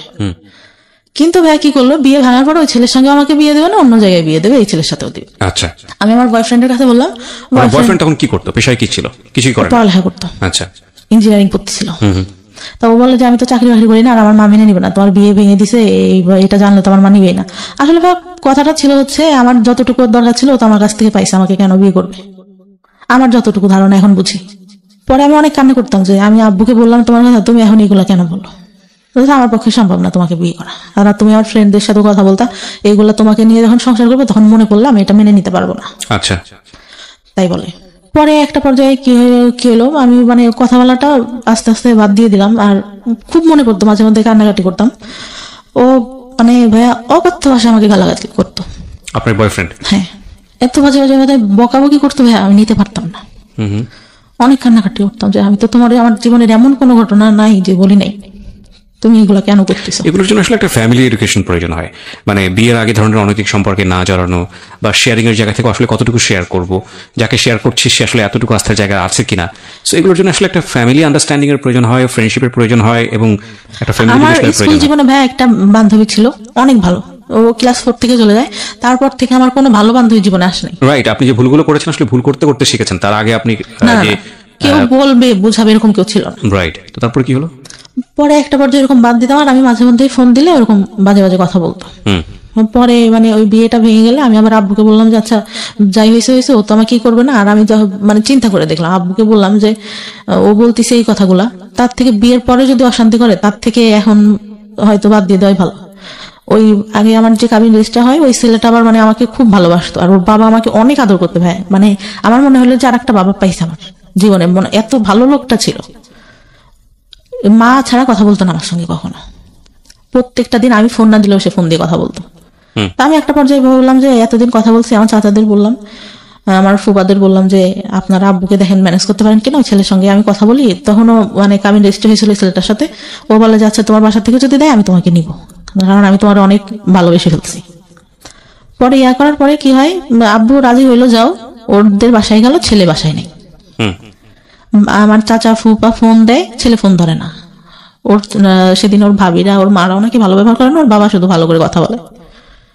পরে আমার চাচারা এসে বললো যে ওই ছেলে বিয়ে করবে না, হয়তো বিয়ে করতে চেয়ে ভেঙে দিবে এরকম। আচ্ছা, পরে ওই ছেলেটা আবার ফোন দিয়ে চাচাদের বলে আচ্ছা আমি একটু বাইরে ছিলাম এই জন্য ফোন, তুই ফোন ধরতা, বাইরে ছিলাম আমাদের সামনে আসা নেই, ঠিক আছে। একটা কথা কি ভাই, যেটা সত্যি কথা, ওই ছেলেটার অনেক বয়স ছিল, এই জন্য মূলত ও চাচাদের সামনে আসেনি। ও ভাবছে যে এত ছোট মেয়েকে আমি বিয়ে করছি, আমার সাথে হয়তো দেখার পরে দিবে না, এই জন্য সে ভয়ে সামনেই আসেনি। আচ্ছা, আমি একদিন বিয়ের পরে যখন বিয়েটা ভাঙে নাই তখন বলি যে আপনার বয়স এত বেশি, আপনি আমাকে বিয়ে করলেন, আপনি তো দেখছেন আমি তো তখন তাকাই দেখি না, আপনি তো দেখছিলেন যে আমি তাকাইও দেখি নাই, আপনার কি এটা ঠিক হয়েছে? বলে আসলে এখন বুঝতেছি ঠিক হয় নাই, তারপরে তোমার কি মানে বিয়েটা ভেঙে দিব? না, মেয়েদের জীবনে একবারে আমাদের যে ফ্যামিলি যে স্ট্যাটাস ছোটবেলা থেকে দেখে আসতেছি, একটা মেয়ের বিয়ে ভেঙে গেলে পরে আর ভালো বিয়ে হয় না। তা ছেলেটা ভাই বয়স বেশি হলেও, যেটা সত্যি কথা আমার লাইফে দেখা, শ্রেষ্ঠ মানুষ ছিল। এত ভালো কথা। আর তাকে আমি ফোনে আমার বলা লাগতো না, 1 সপ্তাহ পর পর ফোনে টাকা লুট দিয়ে দিচ্ছে। ফোন দিলে কোনোদিনও ধরতো না, কেটে ব্যাক করতেছে। আচ্ছা, এরকম ছিল। প্রিয় শ্রোতা, ছোট আমরা যেখানটায় ছিলাম তারপর পরে কি করলো, হ্যাঁ আমাদের যেদিন মানে বিয়ের কথা ছিল, ওদের ওই দিক থেকে দাওয়াত টাওয়াত সব দেওয়া শেষ, তার মধ্যে তো বিয়েই করে দিয়েছে, কিন্তু আমাদের এদিকে কোনো প্রোগ্রামই না। মূলত আমার বিয়েটা ভাঙে আমার বাবা ওই ছেলেটার কথা শুনে। আর হচ্ছে ভাইয়ের বিয়ে দেওয়ার পরে আমার বাবার হাতে হয়তো অত টাকা ছিল না, সে গল্প দিচ্ছে যে আমার একটাই মেয়ে, অনেক বড় করে হ্যান করবো ত্যান করবো, কোনো কিছু করতে পারবে না, এইটা কারণ ছিল। পরে হুট করে ছোট চাচা নিয়ে আসে, যে আমাকে মানে ছোটবেলা থেকে ফিজিক্যালি টর্চার করতো, সে নিয়ে আসে। তা নিয়ে আসলে আমার বাবা বলে যে সব কাপড় কেন পরে আসিস, ভালো কাপড় পরতে পারিস না, বাসার উপর কি পরবার, আচ্ছা ভালো কাপড় পরতে। তা আমি মানে তখন একটু আন্দাজ হয় যে ভালো কাপড় কেন পরতে বলতেছে। তো নিয়ে আসলে ছেলেটা এত সুন্দর করে এত ভঙ্গিমায় কথা বললো, আমাকে শাড়ি পরায় আবার সেই সামনে নিয়ে বসাইলো, সবকিছু জিজ্ঞাসা করলো। আমি ওনার ভঙ্গিমা দেখে, কথা বলা দেখে, দেখতে সুন্দর ছিল আমার, মানে ভালোই, মানে একটাবার তাকাইছিলাম, ভালোই লাগলো। এর থেকে একটু বয়সী হবে, তারপরে বয়সের ডিস্টেন্স আমাদের 15 বছর মতো। তা আমাকে পরে হচ্ছে ওদের বাসার থেকে দেখতে আসবে, এর মধ্যে ওই ছেলে ভাই আমাদের মানে সবকিছু, আমার বাবার সবকিছু খোঁজ নিছে এক রাতের মধ্যে, একদিনের মধ্যে। আর নেওয়ার পরে ওরা বাসার থেকে আসে, আমি আবার বলি যে আমার যে আগে একটা ইয়া হয়েছিল, এটা কি বলা হয়েছে কিনা। আমার মাকে জিজ্ঞাসা করলাম যে আমি কিন্তু পরে এবার বিয়ের পরে সমস্যা হবে, এটা কিন্তু আমি মেনে নেবো না। পরে ঘটককে বলে, ঘটক আবার বলে যে না, বলা হয়নি। তা বলে যে আচ্ছা তাহলে আব্বু বলে যে আচ্ছা বলো, যদি বললে যদি করলো, নাইলে নাই, বিয়ে করলে। পরে ভাইয়া বিয়ে দেওয়া, উনি ওনাকে বলছে, উনি সবার কাছে খোঁজ নিয়েছে, কিন্তু সবাই তো জানে যেহেতু ফ্যামিলিটা ভালো জানে, সবাই বলছে যে না উঠাই নাই, শুধু ওদের কাবিন রেজিস্ট্রি হয়েছিল। ছেলে বিয়ের আগে আসলো, ওদের বাসা থেকে সবাই আসলো, এসে ওর বাবা অনেকই মানে আমার, তারপর ঈদের পরে ছিল, কোরবানি ঈদের পরে মেবি, ওই দুনিয়ার লোক এসে মনে হচ্ছে আমি একটা কার্টুন বসে আছি, আমাকে দেখতেছে। কি দেখতেছে, ছেলের নানা ছিল, আমার চুল ধরে ঘোমটা নামায়, এইটা ওইটা, আমার খুব বিরক্ত লাগছে। কি রে চুল ধরবে, এইটা কি চুল ধরার যুগ নাকি? 2015 সাল ভাই, চিন্তা করেন আমার চুল ধরে হাঁটা দেখতেছে, কেমন মেজাজটা গরম হতে পারে তখন। আমার খুব মেজাজ খারাপ, আমি রেগে যখন বের করে দেয় আমি চলে আসি। আমার চাচাতো ভাইরা বলতেছে আপুর কি হয়েছে, আপু কেন রাগ করছে। আমার চাচাতো ভাই বড় চাচার ছেলে, আমার থেকে বয়সে ছোট, মানে আমাদের বাবা আগে বিয়ে করে তো এই জন্য। আমাকে অনেক ভালোবাসে, বুবু বলে ডাকে। বুবু কেন রাগ করছে, বুবু কি হয়েছে, চুল কেন ধরে দেখলো, আমার হাঁটা কেন দেখলো, আমি কি ইয়া নাকি, এরকম করে বলি। পরে তাদেরও পছন্দ হয়, বিয়ে পরে সেদিন বিয়ে পড়াই দিল ভাই, একদম। আগেটা ডিভোর্স হয়েছিল? হ্যাঁ, ডিভোর্স হয়ে গেছে, তার মনে হয় ভাইয়া 1 সপ্তাহের মাথায় আমার বিয়ে দিয়ে দিল।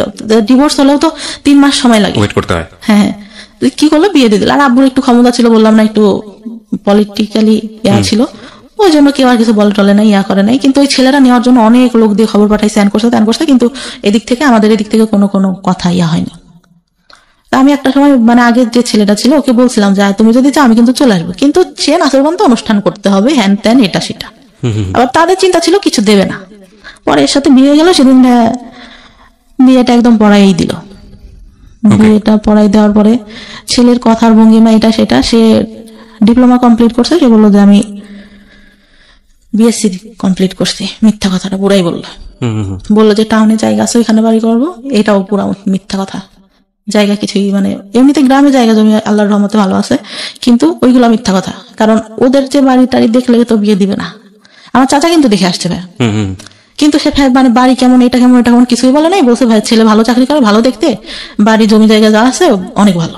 বিয়ে হওয়ার পরে তার সাথে উঠাই নাই, তখন এমনিতে বিয়ে হলো, ছেলে থাকলো রাতে, সবকিছু জিজ্ঞাসা করলো যে বিয়ে হয়েছিল, কোনো কিছু হয়েছে কিনা, এটা সেটা। আমি বললাম না, বিয়ের আগেই তো বলছি যে শুধু কথাই হইতো, আর কোনো কিছু না।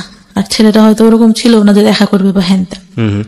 পরে সারা রাত গল্প টল্প করলাম, করার পরে মানে ভাইয়া যে বলে না যে মানে হাজবেন্ডের কাছ থেকে একটা ভালো কথা বা ভালো কিছু, সে প্রথম অনেক ভালো কথা বলতো, ভালো ব্যবহার করতো। আমি ফার্স্ট যখন ঢাকায় আসলাম, একা আসলে চাকরি করতো, একটা বাসায় এসে একা থাকতো, তার ফ্রেন্ডের সাথে একটা বিজনেস করতো, এক পাশে হচ্ছে তাদের জিনিস থাকতো, এই কসমেটিক্স এটা সেটা, আর এক পাশে ও থাকতো। কি হয়, আমাকে একটা ফোন গিফট করে, ফোনটা হারাই যায়। বাস থেকে যখন নামবো গাবতলিতে আমার ব্যাগে ধাক্কা লাগে বাসের মধ্যে থেকেই। আমি ভাবি যে হয়তো সিটে লেগে ধাক্কা লাগছে। তখন আমি বাইরে নেমে দেখে আমার ব্যাগের মধ্যে ফোন নাই, তো নাই, ফোন দেওয়া হচ্ছে, ফোন বন্ধ। তখন বুঝতে পারছে, বাসায় এনে বললো যে আমি অনেক কষ্ট করে সবকিছু করি এইরকম। আমি অনেক কান্না করতেছি যে আসলে আমি তো ইচ্ছা করে করি নাই। আমার আব্বু ফোন দিচ্ছে, কি হয়েছে, ফোন বন্ধ কেন, ফোন হারাই গেছে, ওর সাথে কথা বলতেছে। আমি না, আব্বুকে রাগারাগি করবো, আমি বলবো না, আমি কথা বলবো না। আমি অনেক কান্না করি, কিন্তু ও এইভাবে বলে আমার খুব মানে খারাপ লাগে ভাইয়া, যে আমি তো ইচ্ছা করে ফোনটা হারাই নাই, এইভাবে কেন বলতেছে। আর ওর মানে বিয়ের প্রথমে এত ভালো কথা, আমি এসে ঢাকায় এসে দেখলাম পুরাই উল্টাটা ভাইয়া, পুরা উল্টা, মানে একদম মানে মনে হলো আকাশ থেকে আমি পাতালে পড়ে গেছি, এটা কি।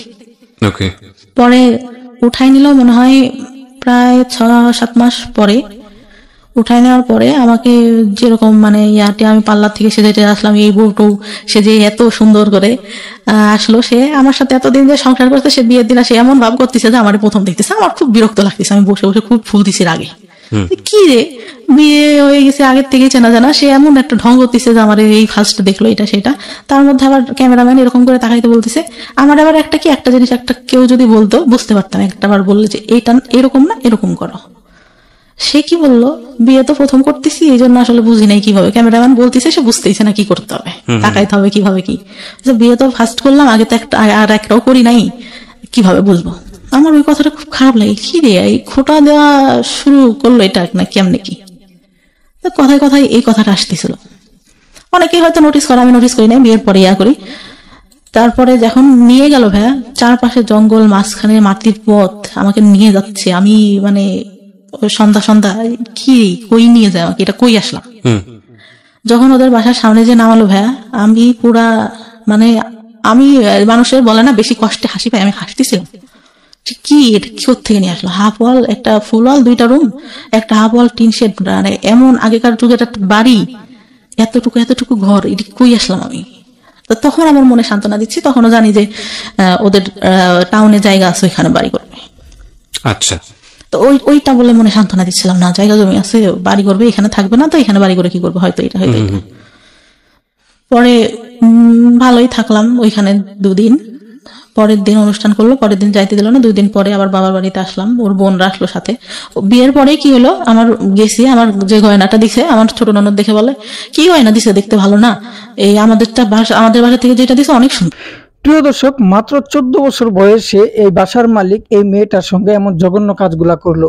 যে বিষয়গুলো নিয়ে আজকে বাস্তব জীবনে গল্পটা শুনলেন, প্রথম থেকে শেষ পর্যন্ত শোনার পর আপনাদের কি মন্তব্য অবশ্যই কমেন্ট জানাবেন। পাশাপাশি এমন নতুন নতুন বাস্তব জীবনের গল্প পেতে আমাদের চ্যানেলের সঙ্গেই থাকবেন, চ্যানেলটি সাবস্ক্রাইব করে রাখবেন। প্রিয় দর্শক, আজকে এই পর্যন্তই। পরবর্তী ভিডিও দেখার আমন্ত্রণ রইল। আসসালামু আলাইকুম।